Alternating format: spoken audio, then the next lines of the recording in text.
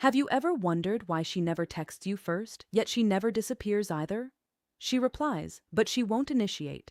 She stays in your life, but never steps forward.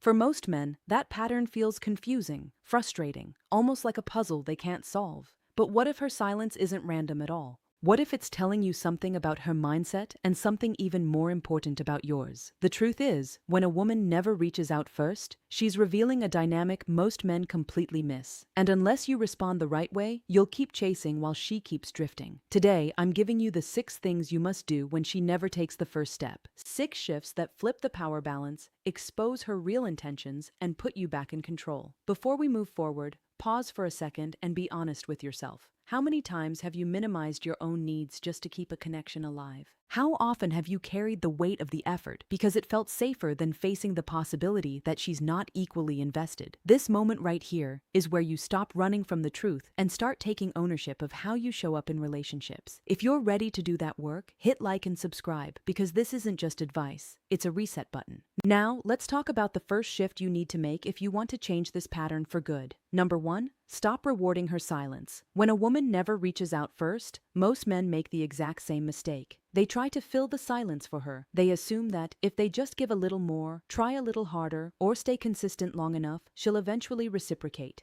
But what actually happens is the opposite. The more you compensate for her lack of effort, the more you signal that she doesn't need to try at all. And whether you realize it or not, you're training her, teaching her that your presence requires nothing from her. No intention, no investment, no initiation. Picture this for a moment. A man wakes up, checks his phone, and sees nothing from her, not even a simple morning. His chest tightens a little, so he decides to start things off himself. Good morning. She responds later, dry, minimal, predictable. The next day, the same thing happens, and the day after that, before long, he has built a routine where she contributes nothing. Yet she still gets the comfort of knowing he'll appear on schedule like a daily notification. She doesn't have to move toward him because she knows he'll always take the first step.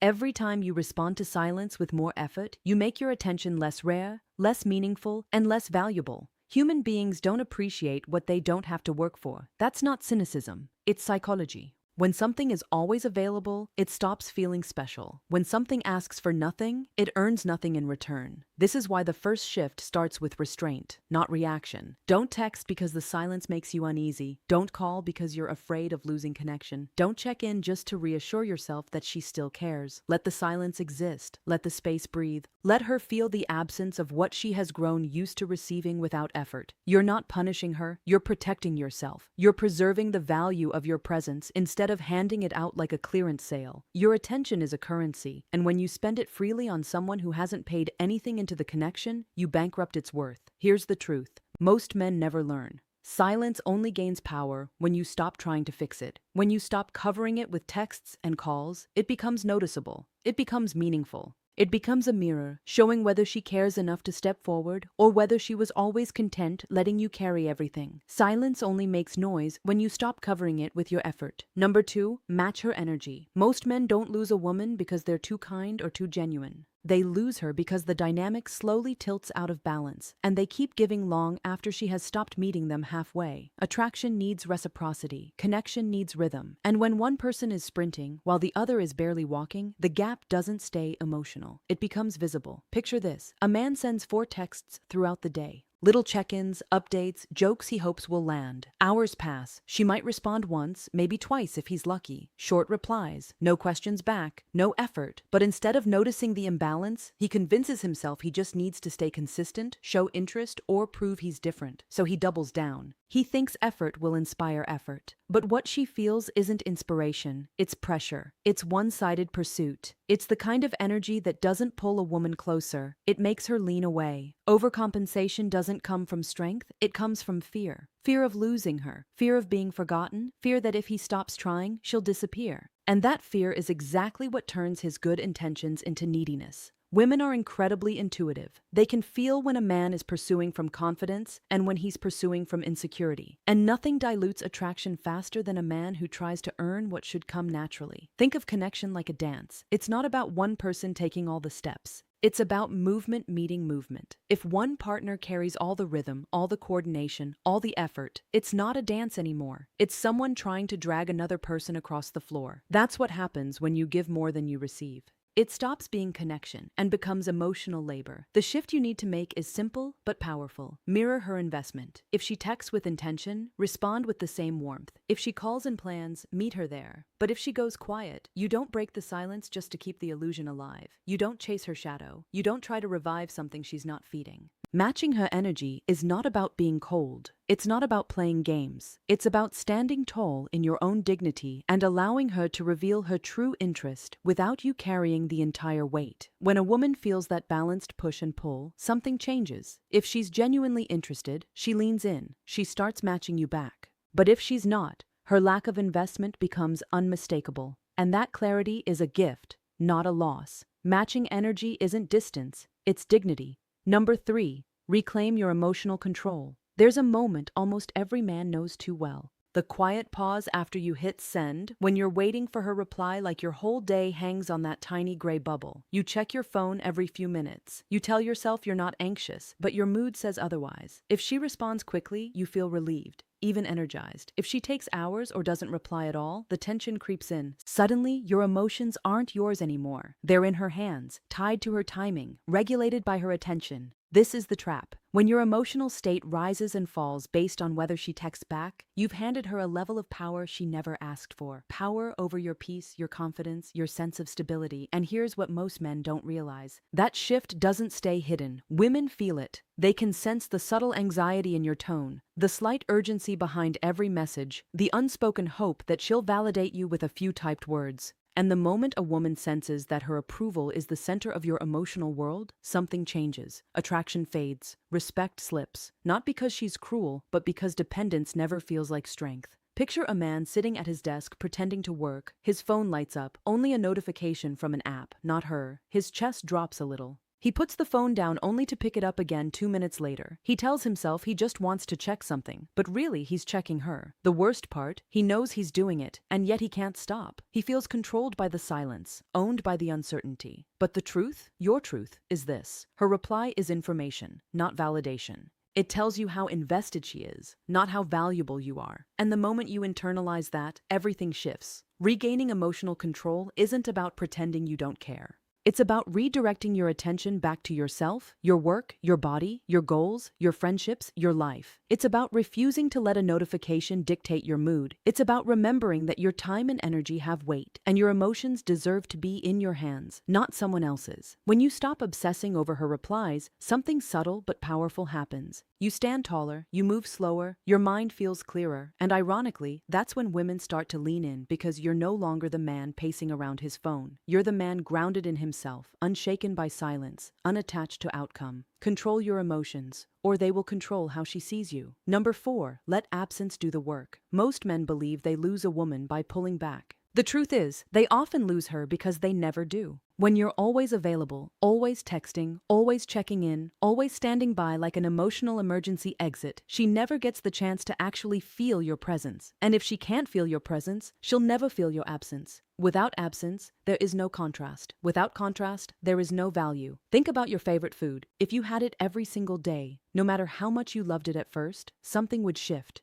It wouldn't hit the same. It wouldn't feel special. Not because the food changed, but because the frequency did. Too much presence kills appreciation, and the same principle applies to attention, effort, and emotional availability. Overexposure dulls desire. Now, imagine a man who showers a woman with constant messages, constant updates, constant reassurance. He thinks he's nurturing the connection, he thinks he's building closeness. But what he's really doing is flooding the space, leaving her no room to reach back, no room to wonder, no room to feel anything except mild overwhelm or quiet indifference. She doesn't have time to miss him. She doesn't have space to crave him. He's there before she ever has the chance to notice he was gone. Absence works because it creates clarity. When you stop over-delivering, her real level of interest rises to the surface. If she values you, she'll move toward you. She'll check in. She'll initiate. She'll step forward into the space you've opened. But if she doesn't, her silence will grow. Not because you caused it, but because you finally stopped covering it.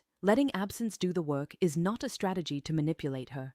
It's a strategy to free yourself. You're not threatening her with withdrawal. You're simply returning to a healthy baseline, one where your energy isn't poured into someone who isn't pouring anything back. You're stepping out of the role of the one who always tries and into the role of the man who pays attention to effort. And here's the part most men never see coming. When you stop flooding her with attention, she starts to feel the shifts inside herself. She notices the missing good morning text. She wonders why you're not available like before. She feels the difference. Not because you punished her, but because you stopped cushioning her lack of investment.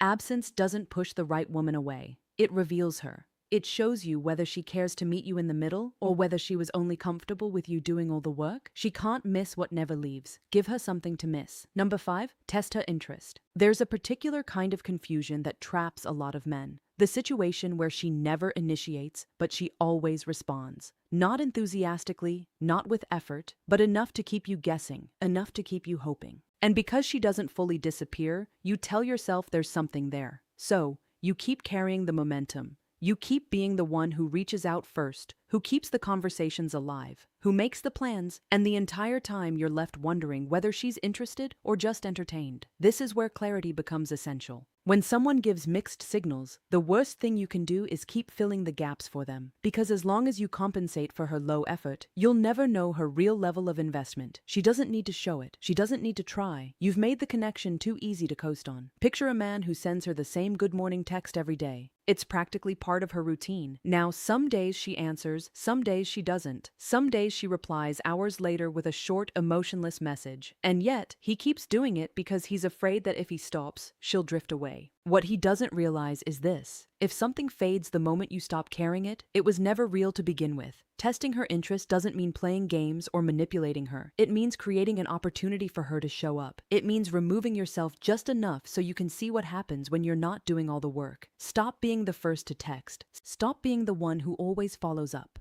Stop being the only person investing energy into the connection. Step back, not dramatically, not with attitude, but with intention. Then observe. Does she close the distance? Does she notice the shift? Does she reach out, check on you, ask to see you? Or does she let the silence sit comfortably, like it doesn't cost her anything at all? The beauty of this approach is that it exposes the truth without a single confrontation. Her actions will answer the question you keep avoiding. If she cares, she'll show it. If she doesn't, she'll stay quiet. And that silence is your clarity, not your failure. You're not losing her. You're losing the illusion that she's invested. If the connection only exists when you carry it, you're not in a relationship, you're in a performance. Let her actions reveal what her words never will. Number 6, raise your standards. There comes a point where the problem is no longer her silence, her inconsistency, or her lack of effort. The problem becomes the standards you've allowed yourself to settle for. When you keep holding on to a woman who gives you nothing back, you're not acting out of love, you're acting out of fear. Fear of being alone, fear of starting over, fear that this might be the best you can get. And those fears quietly convince you to accept crumbs and call them a connection. Picture a man who keeps a woman in his life even though her investment is zero. She doesn't initiate, she doesn't plan, she doesn't show excitement, but she responds just enough to keep him around. He tells himself, maybe she just needs time, or maybe she's not good at texting, or maybe she's dealing with something.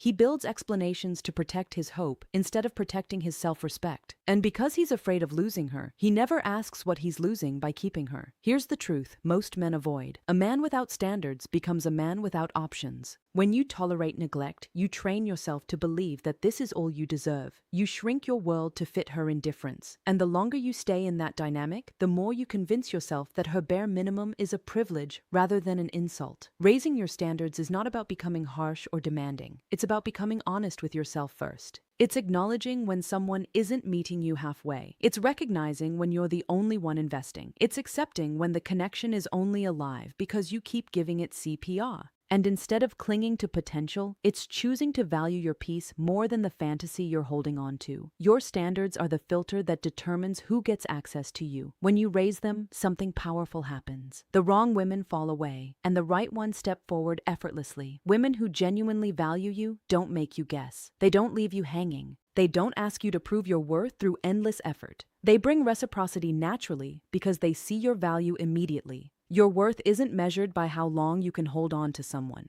It's measured by how willing you are to walk away when you're not valued. A woman shouldn't have to be convinced to care. She shouldn't need to be chased into investing. And you shouldn't build your identity around someone who barely shows up. If she brings nothing, she gets nothing. Not out of revenge, but out of respect, self-respect. When you raise your standards, you don't lose women, you lose the wrong ones. You've just walked through a journey that most men never take because it forces you to confront the part of yourself that would rather chase silence than choose self-respect. And if you've made it to this point, understand something. You're already ahead of the version of you who used to sit by the phone waiting for a message that never came. What you've done here isn't about fixing her behavior, it's about understanding your own. You've seen what happens when you stop rewarding silence, when you match her energy instead of drowning her in yours, when you take back control of the emotions you once handed away too easily. You've seen how absence creates clarity and how testing her effort reveals the truth you've been tiptoeing around. And finally, you've seen why your standards aren't just guidelines, they're the foundation of your worth. The point of all this isn't to win a woman back. It's to win yourself back. Because the moment you stop letting someone else's inconsistency dictate your confidence, you become a different kind of man. The kind who doesn't beg for space, who doesn't audition for attention, who doesn't mistake crumbs for connection. You become the man who understands that value isn't something you chase, it's something you embody. And here's the shift that matters most. Her silence no longer threatens you. It informs you. It tells you where she stands so you can decide where you stand. You stop trying to fix what isn't broken and stop forcing what was never mutual. You stop clinging to potential and start choosing reality. And in that reality, you finally see that the right woman doesn't need to be convinced to care. She shows it naturally, consistently, willingly. You're not here to beg for space in someone's life. You're here to show up as a man who knows his worth. Her effort doesn't define your value. Your standards do. And if what you heard today made you pause even for a second, good. That pause is growth. That pause is awareness. And that awareness is the first step toward becoming the man you were supposed to be. If you want to keep walking that path, hit subscribe. Don't miss the principles that will help you stay grounded, confident, and intentional in every connection you build. And if you've ever dealt with a woman who never reached out first, drop your story in the comments. I want to hear it.